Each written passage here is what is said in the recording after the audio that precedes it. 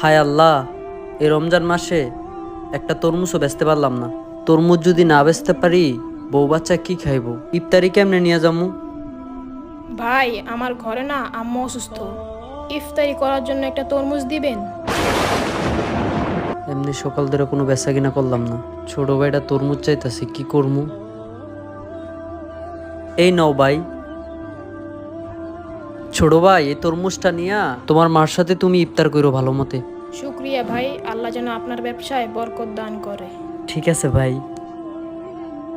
এখনই আনতাছি। আমি এই যে ফল দোকানই খুঁজতাছি। ঠিক আছে, রাখো। আরে ছোট, তরমুজটা তো দেখতে সুন্দর আছে, কই থেকে নিছো? ওই যে সামনে ভ্যান গাড়িতে একটা ভাইয়া তরমুজ বেচতেছে, ওই ভাইয়া আমাকে দিয়েছে। আচ্ছা ঠিক আছে। ভাই, তরমুজ কত কইরা? ভাই, তরমুজ 180 টাকা পিস। আচ্ছা ভাই, আপনি এক কাজ করেন, সবগুলো তরমুজ মাপ দিয়ে রাখেন, আমি আমার দারোয়ানে পাঠাইতেছি, ওই এসে নিয়ে যাব। আর এই যে এখানে 3,000 টাকা আছে, এগুলো রাখেন। আচ্ছা ঠিক আছে ভাই। শুক্রিয়া ভাই, আল্লাহ যেন আপনার ব্যবসায় বরকত দান করে। রিজিকের মালিক তো আল্লাহ। ভিডিওটি ভালো লাগলে কমেন্ট বক্সে মাশাআল্লাহ লিখবেন।